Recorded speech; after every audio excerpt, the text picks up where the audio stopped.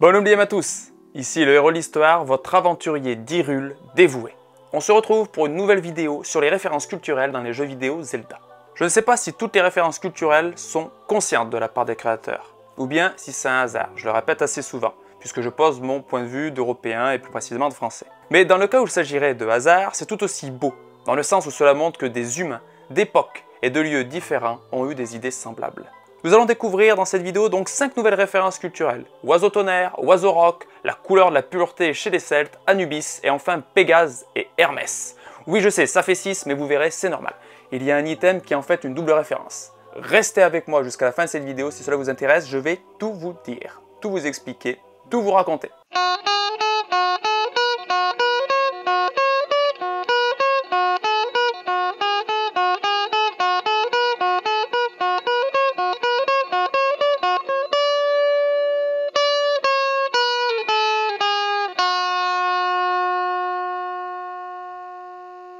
Bien, commençons tout de suite donc avec le Thunderbird dans Adventure of Link. Donc dans Adventure of Link, Link affronte un oiseau qui porte le nom de Thunderbird, autrement dit oiseau tonnerre en français. Eh bien il semblerait que ce Thunderbird, admirez un petit peu la classe de mon accent anglais, fasse référence à un oiseau légendaire appartenant à la culture des Amérindiens d'Amérique du Nord. Dans la croyance donc, il peut invoquer la foudre ce Thunderbird. Dans le jeu il envoie des boules de feu contre Link.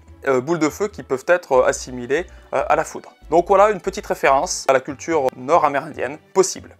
Donc passons à la suite. Donc dans Link's Awakening, Link peut équiper la plume de roc qui lui permet de franchir des précipices en sautant par-dessus. Dans The Minish Cap et Oracle of Seasons, Link peut équiper la cape de roc qui a la même fonction que la plume et que l'on peut supposer être constituée d'une plume de roc justement. Il semble que cette plume fasse référence donc à l'oiseau roc qui peut s'écrire de différentes manières et notamment roc ROC comme l'item donc dans les Zelda. Cet oiseau roc, c'est un oiseau légendaire que l'on rencontre notamment dans les contes d'origine persane et indienne, écrits en langue arabe. Par exemple, dans les contes des Mille et une nuits, dans la partie consacrée à Sinbad le marin, eh bien il est question d'un oiseau énorme capable de soulever un éléphant. Et donc, il est tout à fait possible que cette plume de roc soit une plume de l'oiseau roc. Voilà donc une référence supplémentaire que l'on peut ajouter au Zelda.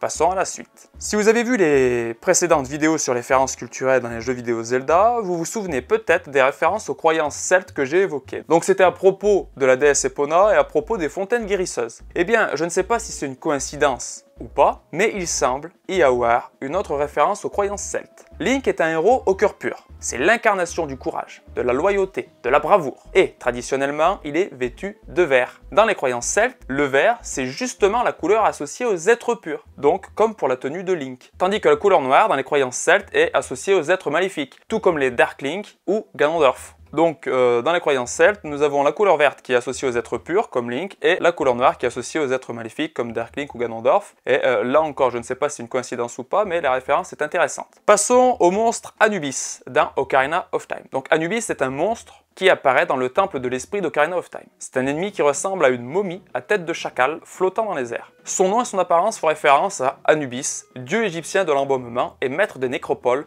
qui est représenté sous la forme d'un homme à tête de chacal. Là, je pense que pour le coup, cette référence est trop évidente pour que ce soit une simple coïncidence. Les créateurs y ont forcément pensé. Passons maintenant à la dernière référence dont nous allons parler dans cette vidéo. Dans A Link to the Past, Link's Awakening, Force World, The Minish Cap, Force World Adventure, Link Between Worlds, Link trouve et utilise les bottes de Pégase. Ce sont des bottes magiques qui lui permettent de courir très vite. Et là, il y a une double référence. Tout d'abord, le nom des bottes font écho évidemment à Pégase, le cheval ailé que l'on rencontre dans la mythologie grecque.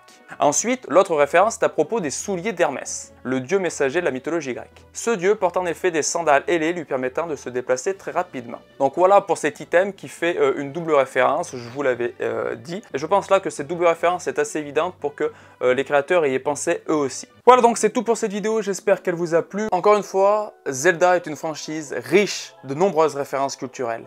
Il y en a encore beaucoup d'autres à découvrir. Alors abonnez-vous si vous voulez qu'on les découvre ensemble. Mettez par exemple en commentaire les références que vous avez découvertes et je les traiterai volontiers dans une prochaine vidéo. C'était le héros de l'histoire pour vous servir.